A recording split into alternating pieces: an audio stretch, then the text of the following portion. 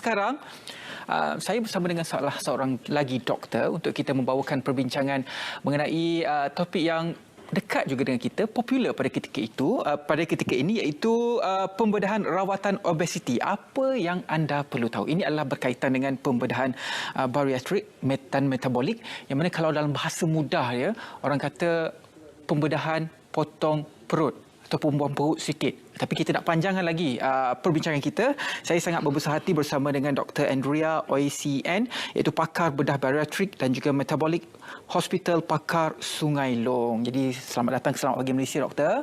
Jadi ya, sekarang Doktor memang popular orang memilih pembedahan ini seolah-olah ia merupakan satu pembedahan kosmetik untuk menguruskan badan bagi mereka yang mengalami masalah obesiti. Sebenarnya, Doktor, pembedahan ini dilakukan atas sebab apa? Apa kriteria seseorang itu dibolehkan untuk melakukan pembedahan bariatrik ini? Ataupun dalam bahasa mudah yang saya faham adalah potong usus, Doktor. Okey, selamat pagi Rizwan. Terutamanya saya nak bagi tahu pembedahan bariatrik yang tadi Rizwan cakap untuk mengurangkan berat badan. Actually dia satu jenis surgery atau pembedahan. Dia bukan pembedahan kosmetik. Dia adalah satu pembedahan yang dijalani oleh calon yang mengalami masalah berat badan atau kita kata obesiti untuk menurunkan berat badan dan mendapat balik kesihatan sendiri dan untuk meningkatkan kualiti kehidupan. Itu definisi untuk pembedahan bariatrik. Yang terutamanya kita mesti tahu pembedahan bariatrik bukan cosmetic surgery. Okey. Kriterianya untuk seseorang yang layak untuk membuat pembedahan itu ialah seseorang itu yang dalam jisim tubuh indeks atau BMI lebih daripada 37 atau yang dalam jarak 32 hingga 37 yang ada penyakit masalah macam kencing manis, darah tinggi, sakit jantung. So maksudnya tidak semua orang yang besar atau kita consider gemuk itu layak untuk membuat pembedahan ini. And satu lagi, dia ada banyak kaedah yang different untuk pembedahan bariatrik. So terutamanya yang popular sekarang kat golongan masyarakat sekarang itu sleeve gastrectomy. Rizwan pernah dengar tak? Tak pernah, Doktor. Sleeve gastrectomy ialah satu jenis pembedahan bariatrik yang kita menjalaninya mengikut laparoskopik. Maksudnya kita tebuk lubang, 5 lubang. Seperti yang ditunjukkan, kita nampak itu perut dengan kamera sahaja. So perut yang besar itu kita dipotong 75% sehingga jadi satu tube macam pisang. Satu pisang besar macam satu pisang je. So ini liver, apa gambar yang ditunjukkan itu adalah liver hati kita. So actually ini adalah penting sebab kalau kita gemuk kan, liver kita akan terjejas. Kita panggil fatty liver.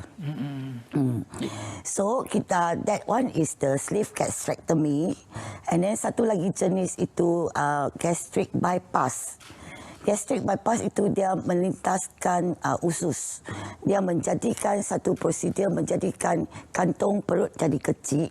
Kemudian dia melintaskan makanan terus ke usus kecil. Yang lagi satu tu panggil gastric band. Itu kita memasangkan satu gelung kepada atas perut kita. So ini menyekatkan makanan untuk masuk. So calon-calon yang menjalani pembedahan ini dia tak dapat makan dengan banyak.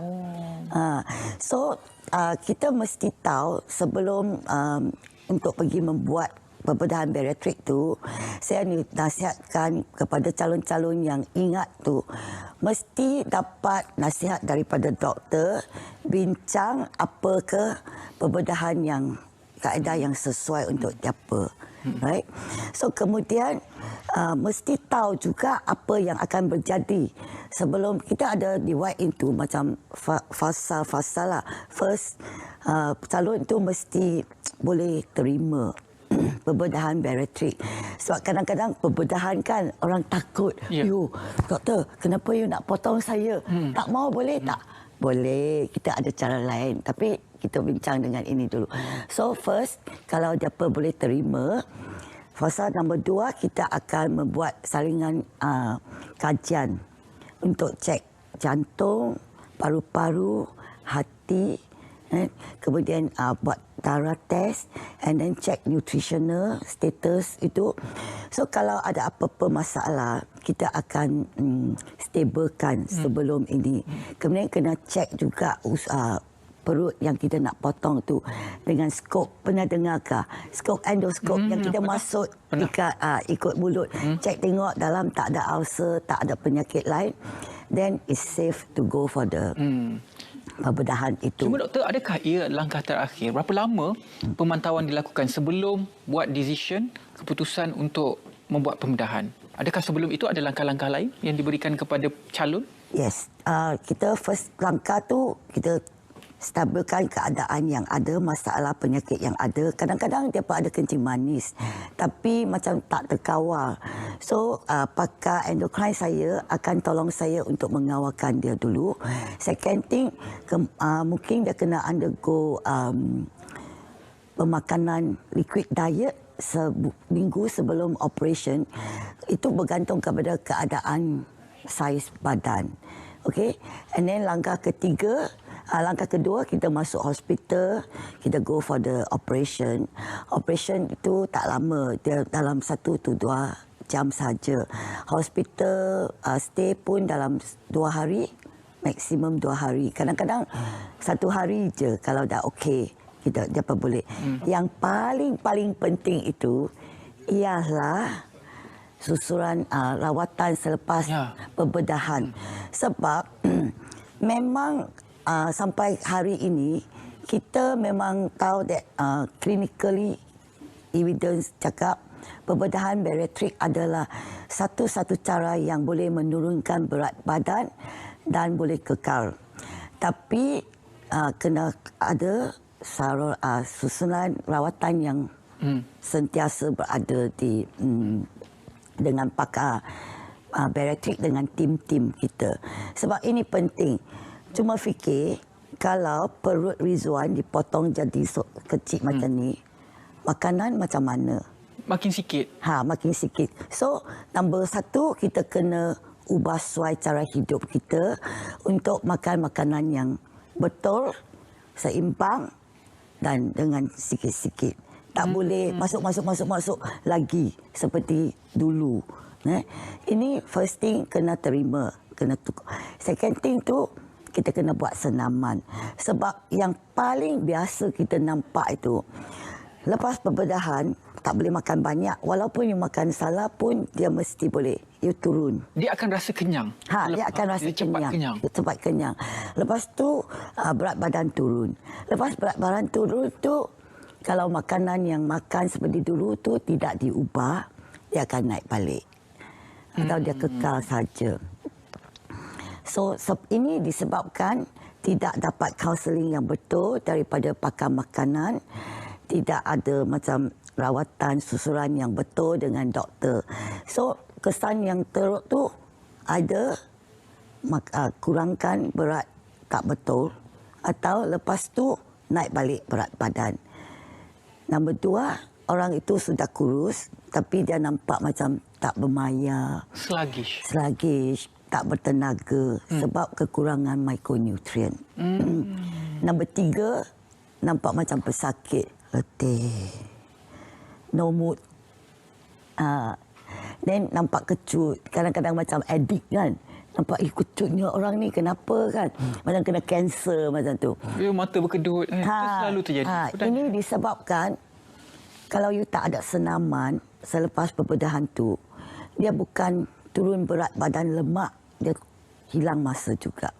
Otot tu jadi kecut. So tak nampak cantik. Okey.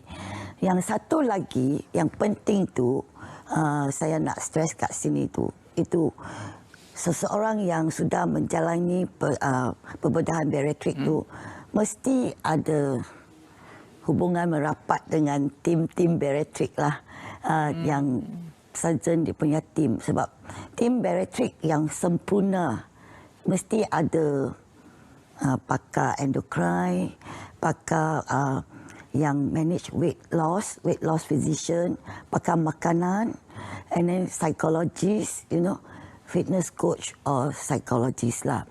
Sebab satu lagi kesan, terutamanya kepada perempuan, wanita-wanita yang menjalani pembedahan ini, makan sudah kurang, zat kadang-kadang tak betul, and then dia ada datang macam period kan, so kadang-kadang dia ada dapat iron deficiency, so jadi anemic, tak cukup darah, so nampak letih, tak bertenaga. You nak nampak cantik, tapi nampak tak cantik, lagi tak sihat. So ini memang bukan pembedahan kosmetik yang paling penting tu.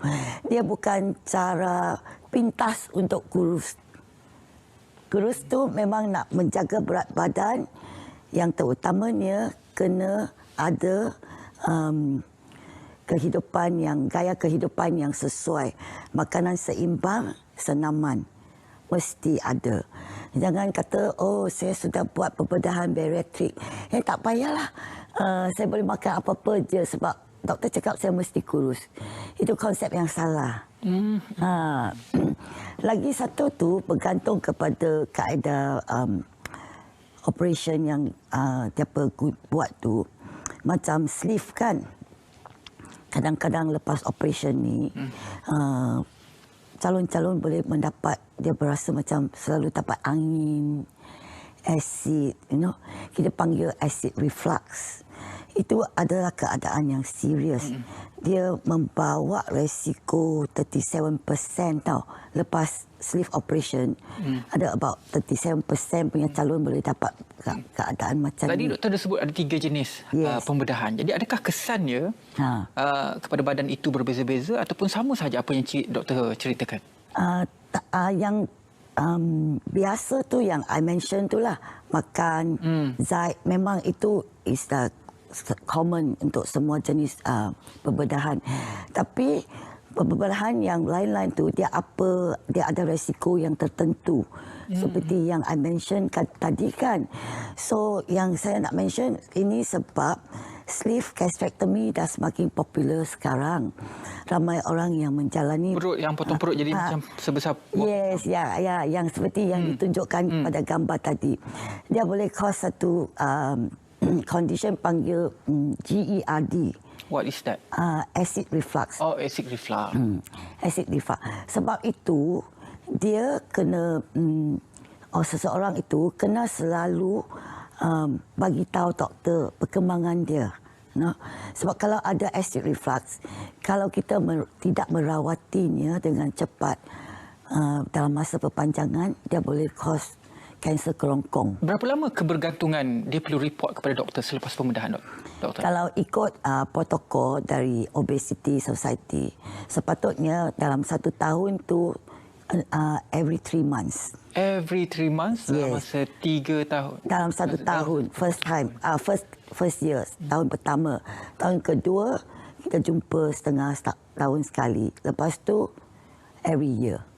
Maksudnya sentiasa kena berjumpa dengan pakar. Yes. Masa kita jumpa dengan pakar tu, dia akan jumpa dengan saya punya doktor yang menjaga weight loss atau pakar endocrine, and then pakar makanan and fitness coach. Kita akan go through dengan calon-calon yang sudah menjalani perawatan ini, tengok keadaan weight loss, betul tak ikut yang sebetul tahap. Kalau you lost too fast pun tak bagus. You lost too slow pun tak betul. Kita mesti tahu apa sebab. Kita akan nasihatkan mereka, and then pakar makanan akan go through diet, pastikan mereka akan dapat nasihat makanan yang betul dan boleh berubah. So dari segi sepanjang pengalaman doktor, berapa peratus yang telah pun berjaya? Ada yang kembali semula berapa peratus? 5%. 5% yang kembali semula. Yang fail. Yang fail. Yang fail. Ya. 5% tu kalau dia gagal, lepas tu boleh buat kembali prosedur tersebut? Boleh, tapi sebelum buat prosedur yang lain, saya akan cari punca-punca dia dulu. Kadang-kadang dia dah tersalah makan. Walaupun macam Rizwan cakap sudah buat pembedahan, tak boleh makan banyak. Tapi kalau dia makan, minum itu milk tea, satu hari 3 cawan. Milk tea dengan boba lagi? Dengan pearl lagi? Pearl lagi. Semua tak boleh. Ya, ini sebab memang kaloris itu penting. Kalori defisit lah. Konsep kalori defisit itu perlu dipegang. Perlu. So, jangan harap kata lepas pembedahan, saya boleh jadi kurus. Nanti lepas tu, dia akan macam daripada yang badan yang sihat, tubuh yang sihat, jadi tubuh yang lebih tak sihat. Kan? So, mesti fikir masak-masak. Kecuali macam memang obes sangat kan, 150, 170. Actually yang pesakit yang paling besar saya operate itu 235. 235. Dan sekarang sudah pun berjaya menurunkan berat badan? Sekarang turun sampai 100. Wow. Way to go. InsyaAllah dia akan sampai ke tahap yang mana orang kata berat yang paling optimum, BMI yang paling normal lah untuk dia. Dan kita doakan perkara tersebut. So, ini untuk mendapatkan kesihatan dengan kualiti hidup yang lebih baik lah. Ya, itu dia antara buah fikir dan juga pencerahan mengenai pembedahan yang semakin popular di kalangan masyarakat, iaitu pembedahan bariatrik. Terima kasih banyak-banyak Dr. Andrea Ooi CN, iaitu pakar bedah bariatrik dan metabolik Hospital Pakar Sungai Long. Terima kasih banyak-banyak, Doktor. Terima kasih. Baiklah.